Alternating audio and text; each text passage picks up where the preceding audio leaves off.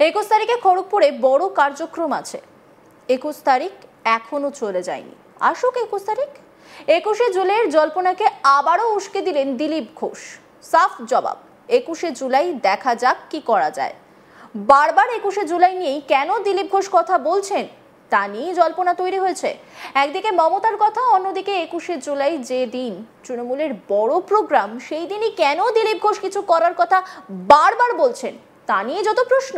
তিনি দিল্লিতে কি আলোচনা করেছেন তা নিয়েও ধোঁয়াশা তৈরি হয়েছে। দিলীপ ঘোষ কি বলছেন শুনবো। 21 তারিখে ওখানে একটা বড় সভা করার কথা হচ্ছে, জেলার থেকে সব কর্মীরা আসবেন। আর যারা আমাদের বাংলায় প্রায় 250 জন কর্মী টিএমসির হিংসার বলি হয়েছেন, তাদের প্রতি শ্রদ্ধাঞ্জলি সভা হবে।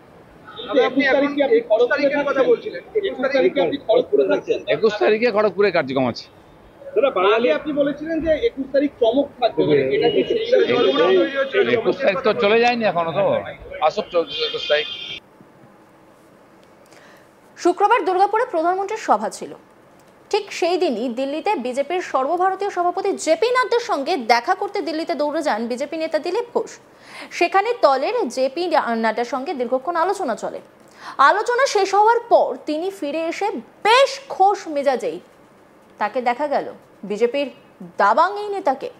সাংবাদিকদের মুখোমুখি হয়ে ফের একবার 21শে জুলাইয়ের জল্পনা উস্কে দিলেন তিনি। স্পষ্ট জানালেন 21 তারিখে খড়গপুরে একটা বড় সভা করার কথা হচ্ছে, সমস্ত কর্মীরা সেখানে আসবেন। আর যারা আমাদের বাংলায় প্রায় 250 জন কর্মী তৃণমূলের হিংসায় শেষ হয়ে গিয়েছেন, তাদের প্রতি শ্রদ্ধাঞ্জলি সভা হবে।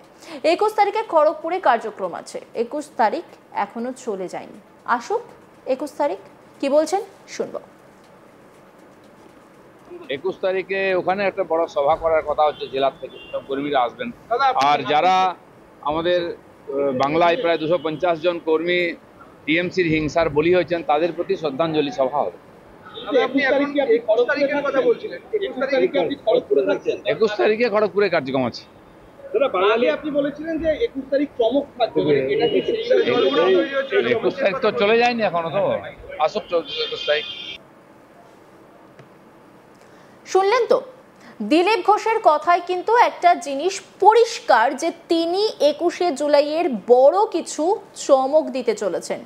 কিন্তু কি সেই চমক, সেটা কিন্তু এখনো অজানা। দিল্লিতে জেপি নাড্ডার সঙ্গে দেখা করার পর কি আলোচনা হলো, সেই প্রসঙ্গে তিনি বলছেন খুব গল্প হয়েছে।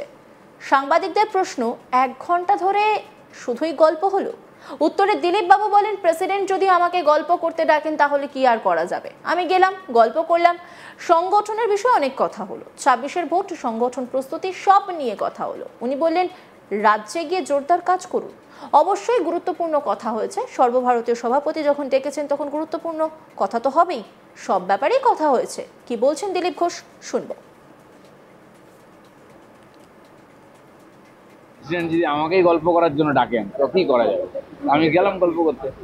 যাই হোক, সংগঠনের ব্যাপারে ডিটেলস কথা হয়েছে, পশ্চিমবাংলার ইলেকশনের প্রস্তুতি, সংগঠন, বাকি বলেছেন যে জোরদার কাজ করুন, এটা বলেছেন। দায়িত্ব এখন কি করে দেবে, सेंट्रल प्रेसिडेंट से बात हुआ कि अच्छा से काम करिए सब लोग, बस।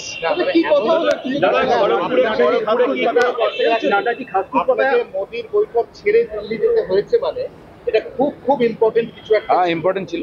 সেখানে কোনো পদ সর্বভারতীয় সভাপতি যখন ডেকেছেন নিশ্চয়ই ইম্পর্টেন্ট, এবং সব ব্যাপারেই কথা হয়েছে ওনার সঙ্গে। हाँ, सभी खास था, प्रेसिडेंट तो खास ही बोलते हैं। नहीं, সেই জন্য আমার মনে হলো যে আমি গেলে আমাকে কোথায় রাখা হবে সেটা ঠিক করতে পারছে না, সেই জন্য শেষে আমি ঠিক করেছিলাম যাবো না। তারপর মাননীয় সভাপতি ডাকলেন, আমি দিল্লি চলে গেলাম। তিনি আরো বলেন, প্রতি 3 বছর অন্তর বিজেপিতে সাংবিধানিকভাবে নির্বাচন হয়, পরিবর্তন হলে সবাইকে কাজে লাগানো হবে। কি বলছেন তিনি শুনবো। পার্টি যেটা ঠিক করেছে ওটাই ঠিক, কে করছে আমি জানি না, সর্বভারতীয় সভাপতিও জানেন। তো পার্টি যে ডিসিশন নিচ্ছে ওটাই আমাদের ডিসিশন মেনে নিতে হবে। সভাপতি হিসেবে নাড্ডাজির মেয়াদ এবার ফুরিয়ে যাবে, সংগঠনে একটা বড় রদবদল হবে। সেই রদবদলের মধ্যে আমরা আমাদের দিল্লিটাকে কোথায় দেখব? প্রতি 3 বছর অন্তর বিজেপির সাংবিধানিকভাবে নির্বাচন হয়, অদল বদল হয়। তো তো সেখানে নূতন পুরনো তাদের বিভিন্ন দায়িত্ব দেওয়া হয়। তো দেখা যাক, পরিবর্তন হলে নিশ্চয়ই সবাইকে কাজে লাগানো হবে। দিলীপ ঘোষকে দিল্লি থেকে নতুন দায়িত্ব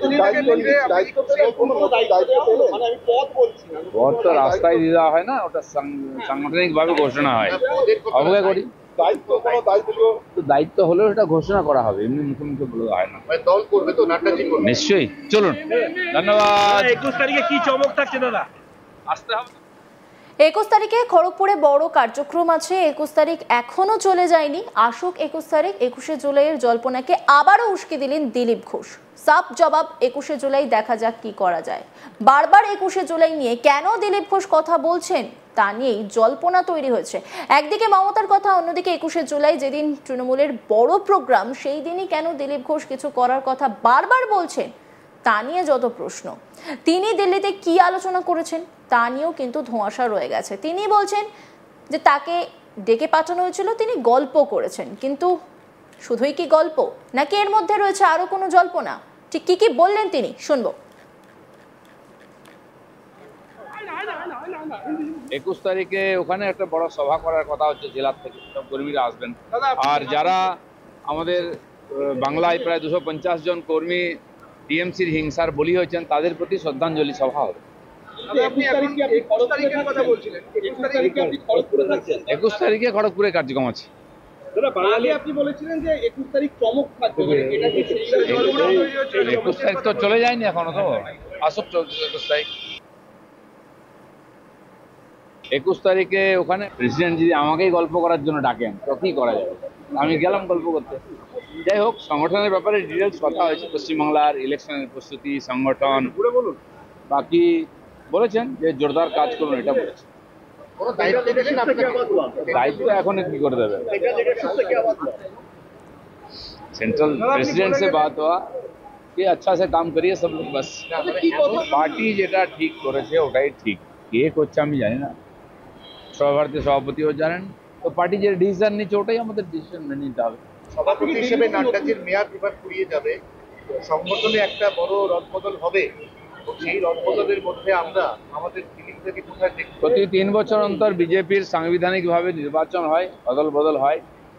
তো সেখানে নূতন পুরনো তাদের বিভিন্ন দায়িত্ব দেওয়া হয়। তো দেখা যাক, পরিবর্তন হলে নিশ্চয়ই সবাইকে কাজে লাগানো হবে। দিলীপ ঘোষকে দিল্লি থেকে নতুন দায়িত্ব মানে আমি পদ বলছি না, ভোট তো রাস্তায় দিয়ে দেওয়া হয় না, ওটা সাংগঠনিকভাবে ঘোষণা হয়। অবজ্ঞা করি, তো দায়িত্ব হলেও এটা ঘোষণা করা হবে, এমনি মুখে মুখে বলে দেওয়া হয় না। মানে দল করবে তো নাড্ডাজি করবে। অন্যান্য খবরের আপডেটের জন্য অবশ্যই নজর রাখুন আজ তাক বাংলার ইউটিউব স্ট্রিমিং এ। লাইক, কমেন্ট, শেয়ার এবং সাবস্ক্রাইব করতে ভুলবেন না।